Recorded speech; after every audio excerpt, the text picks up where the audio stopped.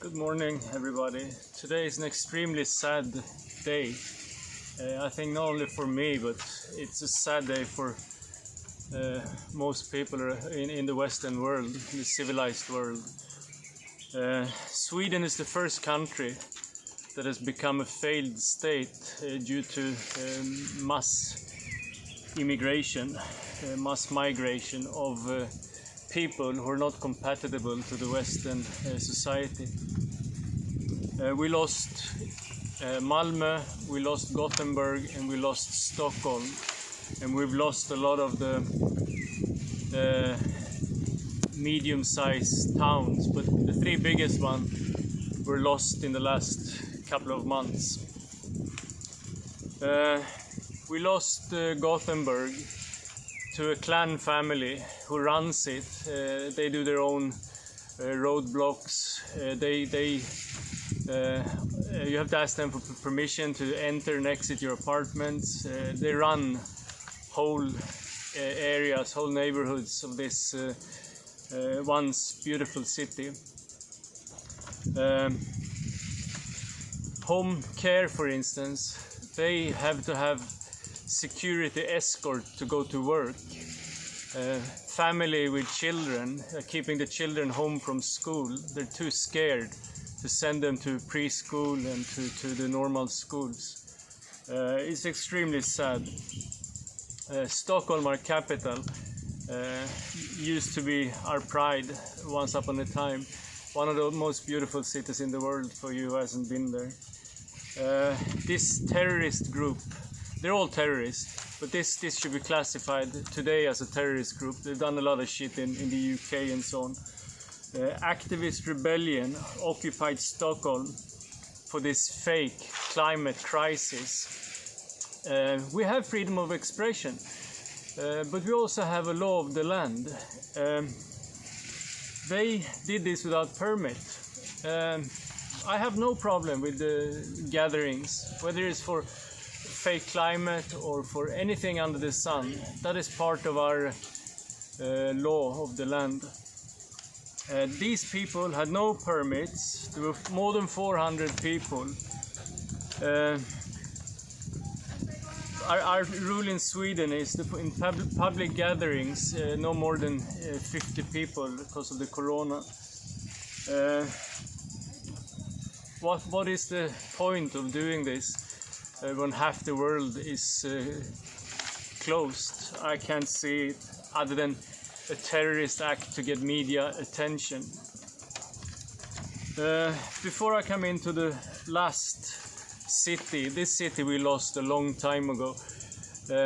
This is a failed city since many years back. It sits right on the south of Sweden and it should be a very prosperous town. Unfortunately, this town is supported by the rest of Sweden. They're bankrupt, they have no money. They have no Swedes to talk about. It's a complete fiasco in society building. And that is Malmö. Rasmus Paludan and another guy were going to burn the Quran in Malmö. I don't agree in doing that. But under Swedish law you can do it. I don't agree with them. But I agree that if somebody wants to burn a book, that is authorized and allowed in our society. This Danish politician, Paludan, he got 2 years ban from entering Sweden legally. Remember last year we had 6, I think it was, imams that were classified as a security risk and a terror risk. Sweden didn't deport them. They said the imams don't lie. What has this Danish politician done? He hasn't done anything. He hasn't burned a book, which is allowed. He hasn't even entered Sweden. He gets 2 years ban. And look where immigration have taken us, the Swedes, and how many we deport. Killers, murderers, liars, drug mules. Nobody gets deported, but a Danish politician who wants to burn the Quran. the many immigrants in Malmö to say thank you to Sweden for the privilege to live in our country and take up our social welfare. Yesterday they burned the cars, threw stones at police. There were hundreds of them. I've heard more than 500. One has been arrested. Police didn't do anything. All of this is on YouTube, so it's not very hard to do. 3 Danish people were arrested for playing football with the Quran. Again, I don't agree on that. I respect books in general. It doesn't matter what it is. I could have given them one of my kids' old footballs.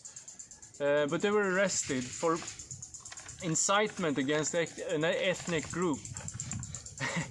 A book is now an ethnicity. Police, Swedish society, you have completely failed. Then we have the last thing in Stockholm. It was actually in Daily Mail in the UK. They did a good article about it. The 2 Swedish youngsters that was sodomized for over 12 hours. One of the immigrants, I think he was 21 years old. He's just been sentenced to 18 months in jail. But because he's one of the Social Democrats' voters, they didn't put him in jail, even though he was sentenced. So he was free. He was free to sodomize 2 Swedish boys. Now we have this with the Quran. What media and the government is not talking about is that the Malmö church has been vandalized for 7 straight days. Nothing. We don't even hear about it. We have churches all over Sweden being vandalized and burned down. Nothing. Media, mainstream media, zero.